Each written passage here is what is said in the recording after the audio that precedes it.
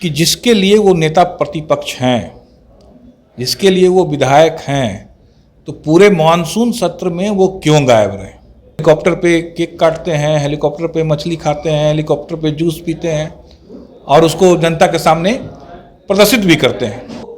Basically एक tourist आदमी है, उनके किसी भी कार्य में वो उनका जो इंटरेस्ट है टूरिज्म के प्रति वो उससे दूर नहीं हो पाता है। नमस्कार, आप न्यूज़ 4 नेशन देख रहे हैं। मैं हूं आपके साथ वंदना।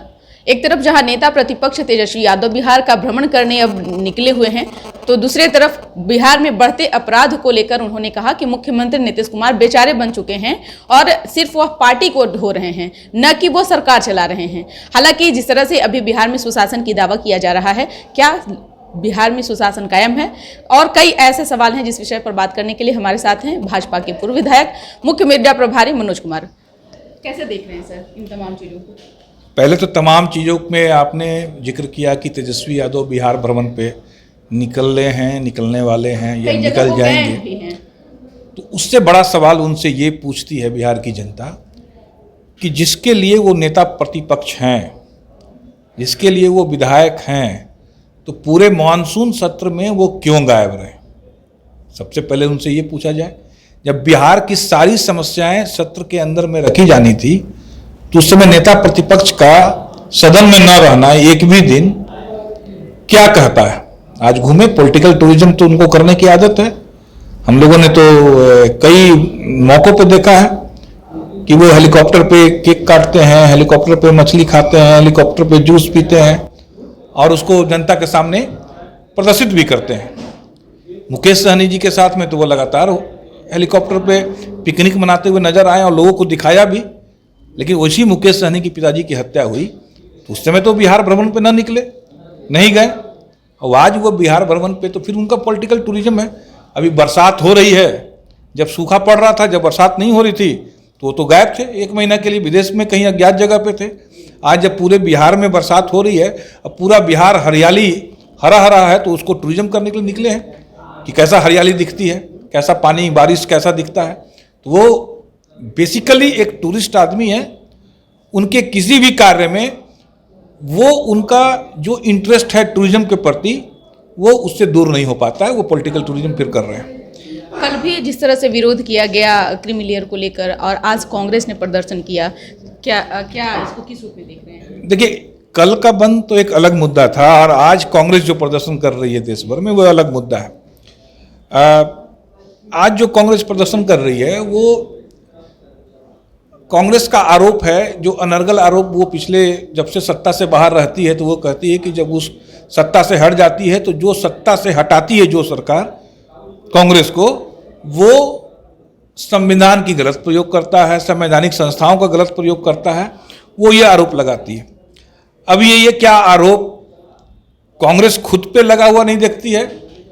जिस समय सीबीआई जैसे प्रतिष्ठित संस्था को तोता बोला गया था, कांग्रेस उस समय अपने आप के राजनीतिक कुकृत्यों का प्रायश्चित नहीं करती है। जब कितनी दफा कांग्रेस की केंद्र की सरकार ने जनता की चुनी हुई राज्य सरकारों को बर्खास्त किया है संविधान का गलत प्रयोग करके, कांग्रेस क्या उस चीज के लिए प्रायश्चित नहीं करती है? जब आपने संविधान का गलत व्याख्या करते हुए इस देश में आपातकाल लगा दिया था, तो ये नाटक किसको दिखा रहे हैं? कांग्रेस का 40 वर्षों का या जितना भी उनका शासन रहा है वो संविधान और संविधान के प्रति अनादर के भाव से भरा रहा है। और आज वो इस तरह से करके भ्रम की स्थिति फैलाना चाहती है। अरे इतनी सरकारें, गैर भाजपा कितनी राज्य की सरकारें हैं, कब हमने किसी सरकार को बर्खास्त कर दिया? कब हमने किसी संवैधानिक संस्थाओं का प्रयोग किया? अरे जो भ्रष्ट हैं, भ्रष्टाचारी हैं, जो जनता के पैसे का दुरुपयोग कर रहे हैं, जो आय से अधिक संपत्ति रख रहे हैं, जिन्होंने काला धन जमा कर रखा है, वो चाहे किसी दल में हो, किसी भी अगर पॉलिटिकल पार्टी के लोगों के साथ में अगर ऐसे कार्रवाई हो रही है तो फिर क्या बेचैनी है?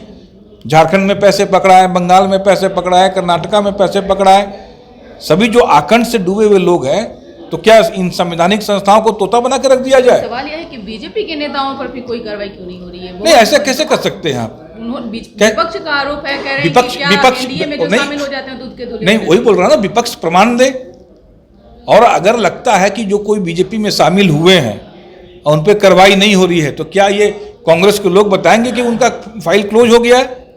लेकिन सर आप कुछ और कह रहे हैं, कांग्रेस अपने शासनकाल को स्वर्णिम काल बता रहा है। वही तो बताया ना कैसे स्वर्णिम काल है।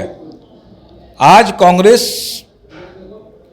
की स्थिति ये है कि उन्होंने इस देश को अगर कुछ दिया तो इस देश को गरीबी दिया, इस देश को लाइसेंस राज दिया, इस देश को पंक्ति में खड़ा रहना, चाहे वो टेलीफोन लाइन के लिए हो, चाहे वो गैस सिलेंडर के लिए हो, चाहे वो चीनी लेने के लिए हो, किसी भी चीज राशन के दुकान में हो, कांग्रेस केवल इस देश के व्यक्तियों को प्रत्येक दिन पंक्ति में लगाया है। जब से भाजपा की सरकार आई, अटल जी की सरकार के समय से परिवर्तन का दौर आया और इन 10 वर्षों में जो भारत ने जो ऊंचाई गति जो पकड़ी है, क्यों कांग्रेस को गरीबी हटाओ का नारा देना पड़ा था?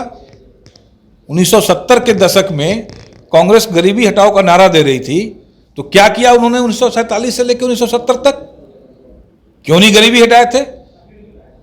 आज मैं राहुल गांधी का उस भाषण का मैं जिक्र करना चाहूंगा कि छत्तीसगढ़ में 2013 में राहुल गांधी ने कहा था कि अब पूरी रोटी खाएंगे। इसका मतलब कि 2013 तक भारत के लोग पूरी रोटी नहीं खा रहे थे, पेट भर के नहीं खा रहे थे।